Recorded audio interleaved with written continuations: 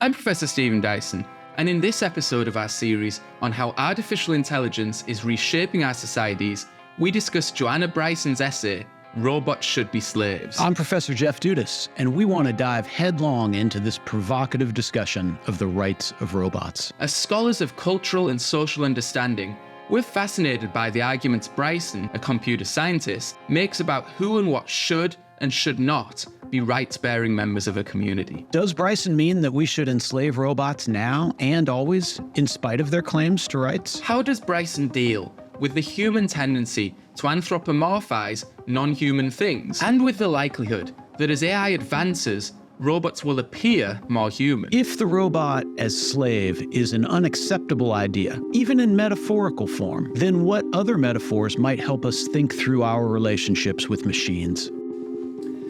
Joanna Bryson's paper, Robots Should Be Slaves, is a provocative argument about robot rights.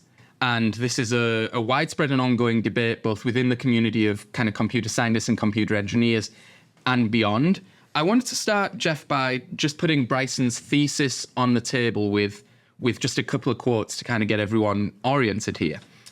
So Joanna Bryson writes, quote, "Robots should not be described as persons, nor given legal nor moral responsibility for their actions. Robots are fully owned by us. We determine their goals and behavior, either directly or indirectly through specifying their intelligence or how their intelligence is acquired. In humanizing them, we not only further dehumanize real people, but also encourage poor human decision-making in the allocation of resources and responsibility. Therefore," she writes, "my thesis is that robots should be built, marketed, and considered legally as slaves, not companion peers." There's another quote I want to come to in a minute here, but I did want to get your sort of initial reaction to that thesis statement. Yeah, so it's definitely a provocative thesis statement. And as we are considering it, I do think it's worth noting that there's a real disjuncture from the beginning of the thesis to the end of the thesis, and one that maybe sets up the provocative character of the thesis, but I think is maybe worth trying to disentangle a little bit. The first bit of the thesis, as you read, robots should not be described as persons, nor given legal nor moral responsibility for their actions.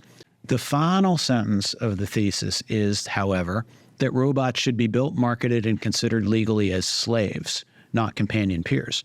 Now, the problem potentially with crafting a thesis that has those two bookends is that describing, marketing, building, and considering robots as slaves imports the concept of personhood into it, in the concept and in the figure of the slave. So if they ought not be described as persons, a reader might fairly ask, then why are we encouraged to describe them as slaves? Yeah, there's lots of other words that could have gone in place of slaves that would not have the historical, emotional, moral, connotations or weight or baggage. So in other words, could be like tools. Sure. Yeah. Well, just conceptually, what happens when you rely upon the figure of the slave is that you import into this discussion the human. You do it through a degraded class of people, but personhood is nevertheless imported into the overall discussion, which is strange when the very first lines of the thesis are that robots should not be described as persons. And I think you're right. By slave, I think probably Bryson wants us to think more in the register of things, so tools, objects, like a hammer, right? Or a screwdriver that you might use to do a specific kind of job. But it's hard to kind of grapple with conceptually with this thesis when it appears to be importing the very thing that it wants to refuse, which is the notion that robots ought not be considered as persons. Yeah, so there's a couple of bits of context, and one bit of context is actually a quote from Joanna Bryson, but let me give the other bit first. This paper, which is sort of quite well known, and I think well known because of its provocative nature and the sort of rhetorical power that you sort of get by invoking the terms that she uses, is almost always read in the way we found it, which is as a PDF online. Yeah. It actually came from an edited volume. And as I understand it, the wider volume was about not robots in general or AI in general, but about a specific type of robot, which is a companion robot, something that's marketed, you would imagine, to people who are either lonely or in need of care or children or, people in those circumstances as filling a companion need. Yeah. So it would be deliberately sort of shaped to behave and maybe even look in ways that were likely to elicit sympathy and perhaps even elicit kind of attributions of personhood. So I think that's, I think if Bryson was here, she would say she was arguing about a specific misattribution of personhood to a specific type of robot rather than in more general terms. So that's one bit of context. The other bit of context is, I think we can get directly from Joanna Bryson's words herself. In a blog post several years after this paper was released, she wrote, I got involved in AI ethics because I was dumbfounded that people attributed moral patiency to, in parentheses, thought I shouldn't unplug, cog the humanoid robot, which I think she was working on or with at the time, when in fact it wasn't plugged in and it didn't work. The processors of its brain couldn't talk to each other. They weren't properly grounded. Just because it was shaped like a human and they'd watched Star Wars, passers-by thought it deserved more ethical consideration than they gave homeless people who were actually people. Yeah. I mean, do those two bits of context advance things, or? I think they definitely do, because they introduce a kind of conditional element to the thesis that I think is intended to be there, but doesn't come through in the actual reading of the thesis. I think what Bryson is arguing here, and I think the subsequent quote makes it clear, is that because of the nature of these sociable robots that I'm talking about, human beings inevitably will invest them with some characteristics of humanity. They will inevitably see them and react to them as if they were human. And this is, we might talk about this later, this is as if relationship is, we're calling back to the scholar Sherry Turkle, who did a lot of analysis, the sociologist Sherry Turkle, who did a lot of analysis about the nature of sociable robots as they were developing in the 1990s and early part of the 20th century. So I think what Bryson's argument here is that grant that human beings will inevitably look to invest this type of robot in particular with a kind of humanity. If that's the case, they ought to be treated as though they were slave-like humans rather than fully invested, fully embodied persons who are deserving of rights. So I think there's a conditionality there, right? I think she wants us to accept that it is inevitable that we will see these sociable robots as human beings. So if that happens, then this is how we should treat them. I think that's very useful for context. And I think reading it in a one-off outside of its inclusion in this particular sort of volume would make it hard to understand the conditionality of the thesis, and which probably accounts for at least some of its provocative nature. Yeah. I think it also shows this is a scholar with a great gift for rhetorical flair, or for finding the provocative thing to say, right? Because that line, just because the robot was shaped like a human and they'd watched Star Wars, passers-by thought it deserved human consideration. Like, that's a funny line and sort of memorable. So there is clearly a style of argumentation that's sort of rhetorically provocative, I guess is the right word. I think more broadly than this, or I wonder if we might consider Bryson's paper more broadly than this as one position in a wider debate about robot rights, and a position that's maybe not that extreme in how it's stated when you unpack the position, but definitely comes off very extreme in its provocative first statements. But there are wider questions here that are general and maybe go beyond this specific paper. There's widely considered to be sort of two questions when you come to this notion of AI ethics in terms of how we are likely to humanize, a non-human thing and what rights we're going to accord it. There's what rights does the robot merit or deserve? So some properties of the created thing itself. And then there's the other side of the equation, which is how are we likely to treat them, or what rights are we likely to want to accord them, given who we are as humans and given our historical behavior in perhaps analogous situations. Yeah, for sure. And at root, this is ultimately a question of how it is that we understand the boundary between rights and rightslessness. What is the dividing line, if any, that allows us to comfortably characterize an entity as either being a rights-bearing entity or one that is inappropriate for rights? And that dividing line, that distinction line between things that have rights, people that have rights, objects that have rights, and those that don't, is a story and a controversy in many ways that's as old as the concept of human rights itself. It is one of the through lines of the development of a kind of Enlightenment era understanding that human beings are invested with rights from some entity, whether it be a supernatural deist entity or whether it be just by virtue of being human. This discussion about who is entitled to rights and who is not, what are entitled to rights, what are not, is in some ways it's the beating heart of the question of rights itself. This attempt to demarcate a space in which particular things are rights-based and understood as properly rights-based and therefore have some sense of protection against particular activities or have some claim on perhaps a particular set of resources or capacities that someone or something that lacks rights would not have. And so we have seen over the course of the last couple hundred years of thinking about rights, we've seen a kind of a gradual expansion of the category of who and what are properly understood as rights-bearing entities. So much so that a great part of the early part of the American environmentalist movement from the 1960s and 1970s was the argument, the politics of this really did take place on the terrain of whether things like rivers and streams and trees should be understood as rights-bearing entities, right? And so there's a certain way in which this entire discussion unfolds against the backdrop of trying to make sense of, is it proper to demarcate between things that are rightsless or have rights? Is that even a proper demarcation in the first place?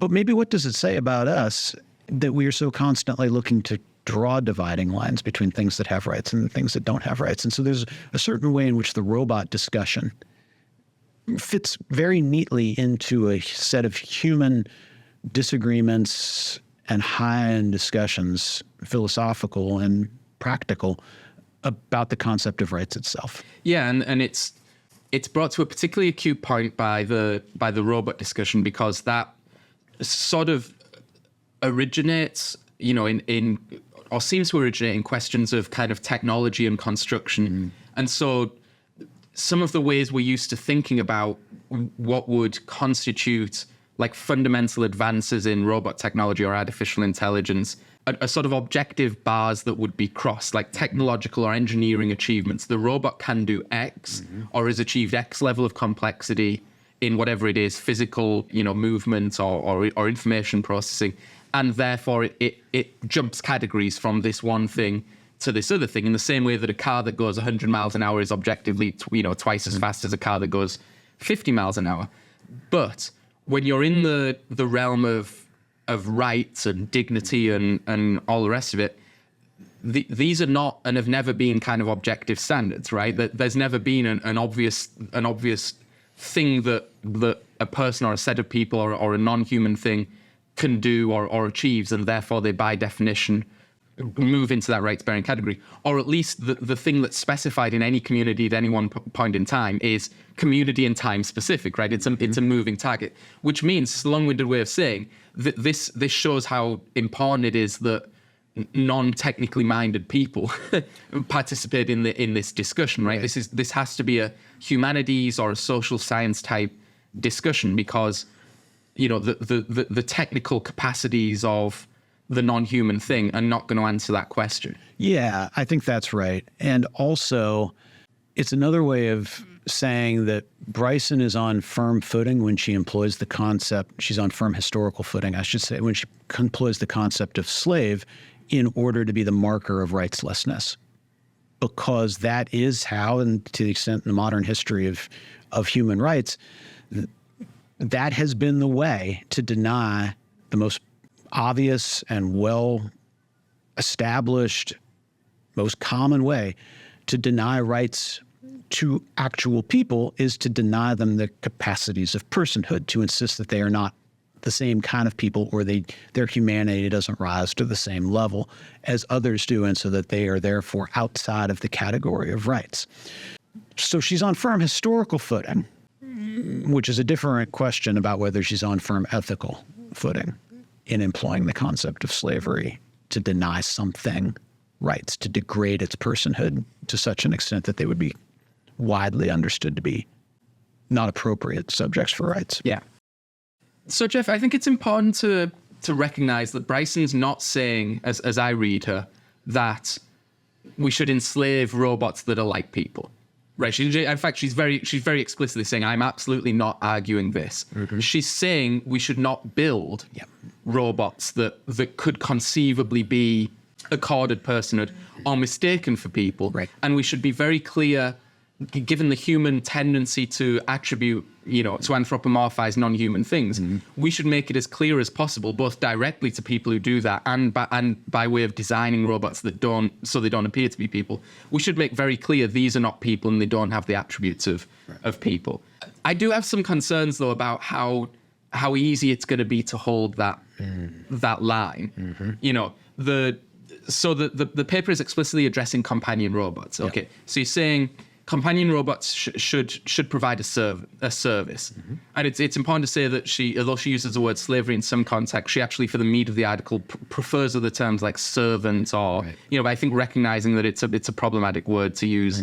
The service the companion robot provides is to the person who is in need of companionship. And it should be regarded as just a service, and the person who's getting that service should not mistake the non-human thing for a human. It should not give it rights. I mean, there's a bit of a problem there because to receive the service to its maximum benefits, the service of companionship, you're going to want to attribute human-like qualities to that thing, right? You're not getting any pleasure.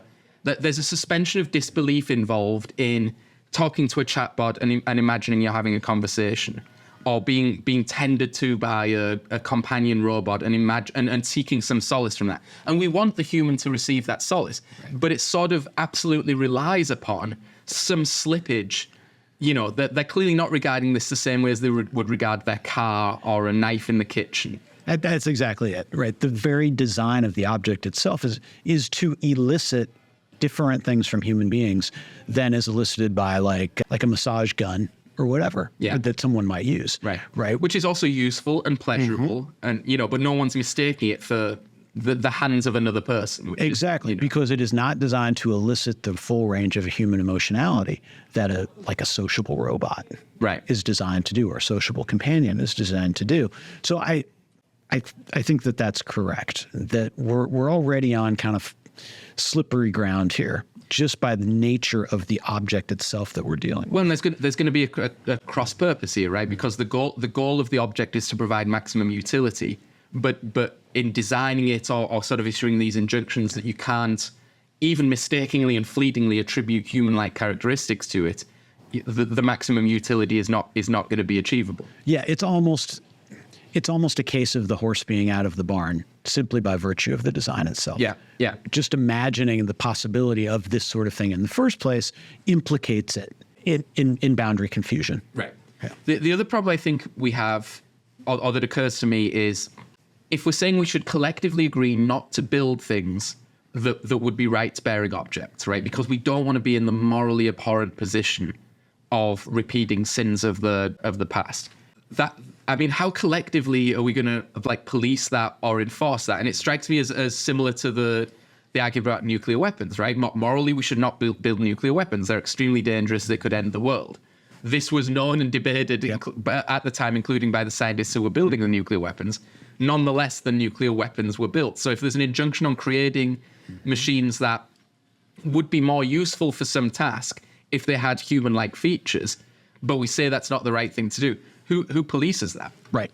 Who polices it? And it brings up that age-old question that we've dealt with in a lot of different contexts, both in this series and in other contexts as well, which is there is this kind of long-standing difficulty between the limits of our technological imagination and the limits of our moral imaginations. And nuclear weapons is the best example of this. The people who designed them, as you say, a great many of them had significant ethical qualms about what they were doing and very much understood the potential dangers of nuclear power. And they did it anyway.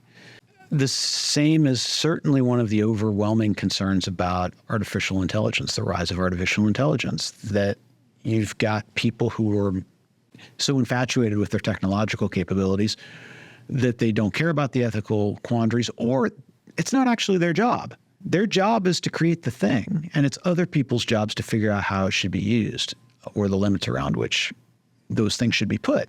So it ends up being an extremely slippery set of relationships, and it becomes, as you say, it becomes important for us to think these things through from different perspectives that are not just technology-based perspectives, right?